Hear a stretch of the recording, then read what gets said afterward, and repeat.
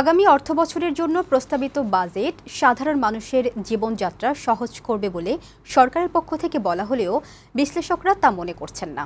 তারা বলছেন, অর্থনীতির জন্য চ্যালেঞ্জিং এই সময়ে এমন বাজেট সাধারণ মানুষের সংকটের খুব একটা সমাধান দিতে পারবে না। তবে বাজেট নিয়ে সাধারণ মানুষের বক্তব্য হলো, বাজারে নিত্যপণ্যের দাম যেন সাধ্যের বাইরে না যায়। বিস্তারিত জানাচ্ছেন ফাহিম মোনায়েম।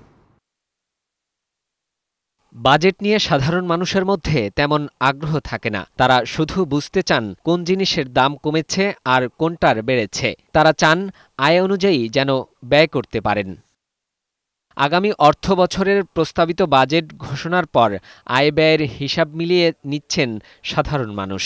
চাউল থেকে শুরু করে ন্যায্য মূল্য যা আছে সবই তো পারে, কোনটার কম আছে? 1 কেজি তরকারি কিনতে গেলে এখন 100 টাকা নিচে তরকারি কেনা যায় না। গরিব মানুষেরা তো মাছ মাংস ঠিক মতো খাইতেই পারে না। গরিব মানুষের খাইতে খুব সমস্যা হয়। সারাদিনে যদি 500 টাকা কাম করি, আমার একটা বাজার করা গেলে 500 টাকাতে একটিও ঘুরে যায় না। 500 টাকা বাজার হইতে চায় না একটা দিন। এমন কোনো পণ্য নাই, যা বলেন, বিদ্যুৎ বিল, গ্যাস বিল, ধূমপান, সবকিছুর পণ্যেরই তো চাপ বাড়লো। এখন আমাদের তো ইনকাম বাড়ে না। ট্যাক্সের ব্যাপারটা সেখানে 30% দিতে হবে। যারা অবৈধ টাকা ইনকাম করবে তাদেরকে 15% দিতে হবে।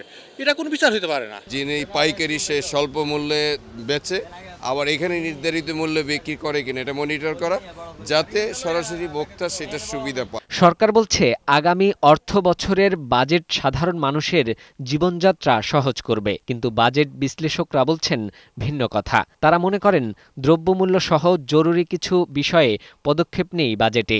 আমাদের ডলারের সংকট আরও বাড়লে, আমার ধারণা টাকা আরও অবমূল্যায়িত হলে আমদানি ব্যয় আরও বাড়বে। খাদ্য মূল্যস্ফীতি কমার সুযোগ থাকলেও সেটা কমবে না। আবার খাদ্য বহির্ভূত মূল্যস্ফীতি বলা যেতে পারে পরিকল্পিতভাবেই আসলে বাড়বে। সব কিছু মিলে আসলে এই নতুন অর্থবছরটি সাধারণ মানুষের জন্য মূল্যস্ফীতির বিবেচনায় স্বস্তিকর হবে বলে মনে হয় না।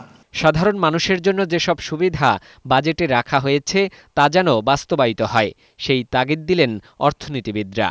মূল্যস্ফীতি বাড়ার জন্য যে স্বস্তি সরকার দিতে চান সামাজিক সুরক্ষা কর্মসূচি দিয়ে, সেই স্বস্তির জায়গাটা আমরা দেখতে পাচ্ছি যে বিভিন্নভাবে এর সুবিধাটা আসল যারা, সেই সুবিধা তারা পাচ্ছেন না।